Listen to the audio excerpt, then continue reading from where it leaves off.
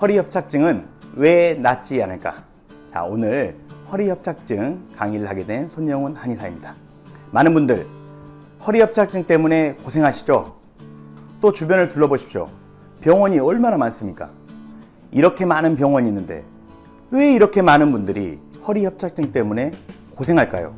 그것은 허리 협착증을 바라보는 관점이 잘못됐기 때문에 치료를 잘못 선택해서 일어난 일이라 생각합니다.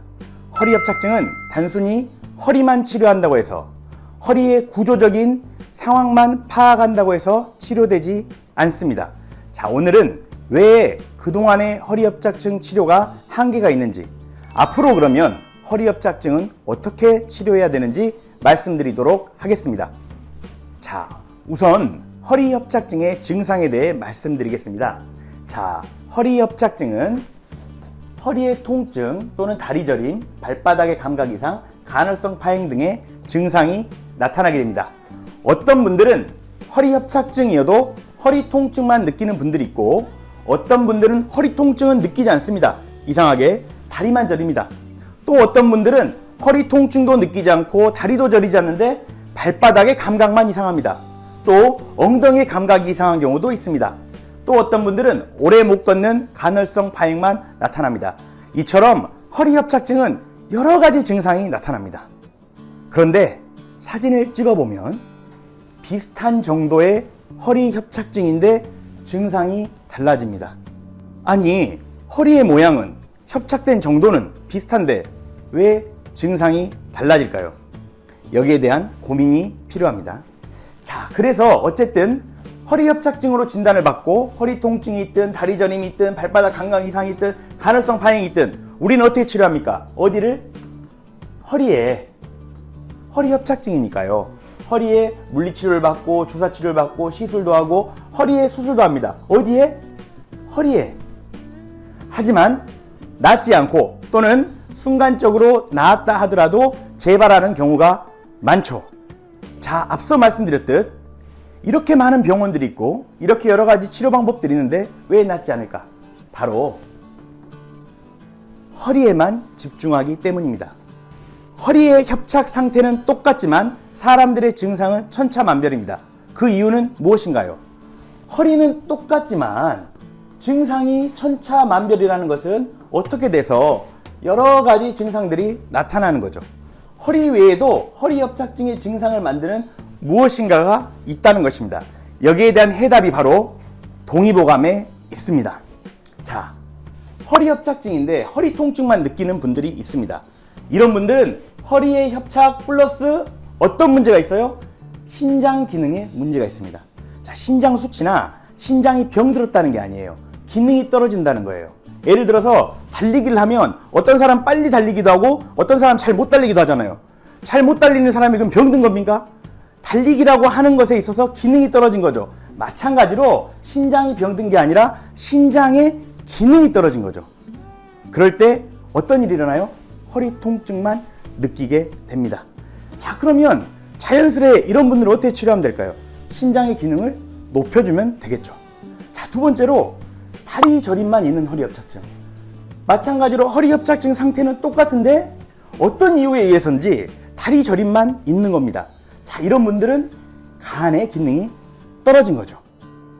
예, 동의보감에 이렇게 써져 있습니다. 그리고 이렇게 치료를 해보니까 좋아지더라는 거죠. 그래서 이런 분들은 간의 기능을 높여주면 잘 치료가 됩니다. 자, 발바닥의 감각 이상 또는 간헐성 파행이 있는 허리 협착증.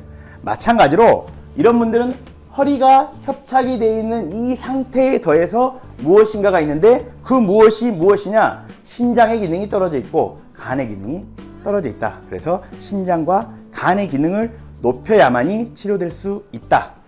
자, 그러면 어떻게 하면 기능을 높일 수 있을까요? 자, 허리 통증, 다리 저림, 발바닥 감각 이상, 간헐성 파행. 허리에 협착된 정도는 똑같은데 여러 가지 증상을 일으키는 또 다른 원인인 간과 신장의 기능 저하, 이를 어떻게 해결할 수 있을까요?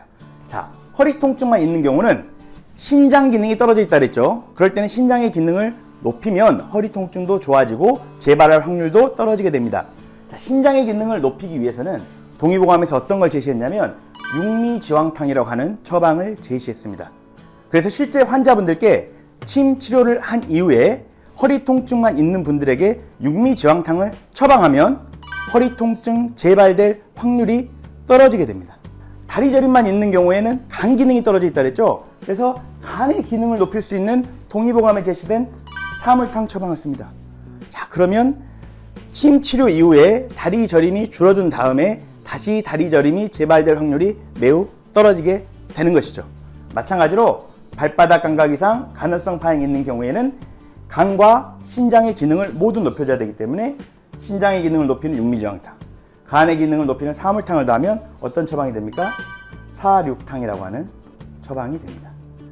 허리를 침으로 치료한 이후에 사륙탕이라고 하는 처방을 쓰면 간과 신장의 기능이 높아지기 때문에 증상이 재발할 확률이 떨어지고 간헐성 파행이 훨씬 더 줄어들게 되죠. 허리협착증 어떻게 치료하고 계신가요? 자, 허리협착증 때문에 많이 고통받고 계시죠? 그런데 어디만 치료하세요? 허리만 치료하셨죠? 허리만 생각하셨죠? 어떻게 협착된 허리를 넓혀줄까? 어떻게 협착된 허리를 풀어줄까? 허리만 생각하셨죠? 그런데요, 허리협착증은 허리만 치료한다고 해서 낫지 않습니다. 똑같이 허리가 협착이 돼 있어도 어떤 사람은 증상이 없는 경우가 있어요. 이런 사람들은 간과 신장의 기능이 좋은 거죠. 똑같이 허리가 협착되어 있는데 신장의 기능만 떨어진 사람이 있어요. 이런 분들은 허리 통증만 느끼게 돼요. 똑같은 허리 협착이 있는데 간의 기능만 떨어진 사람이 있어요. 이런 분들은 다리의 저림만 느끼게 됩니다.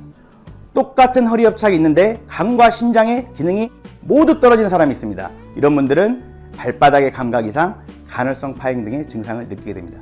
이렇게 내과와 강력하게 연관되어 있는 이 허리 협착증, 이것을 해결할 방법을 동의보감에서는 여러 처방들로 제시하였습니다. 그래서 허리 협착증 때문에 고민하시는 분들, 허리를 아무리 치료해도 안 되는 분들이라면 꼭 한의학을 찾아서 동의보감의 지혜에 따라 치료해 보시길 꼭 권유드립니다. 자, 오늘 강의는 이상 마치도록 하겠습니다. 감사합니다.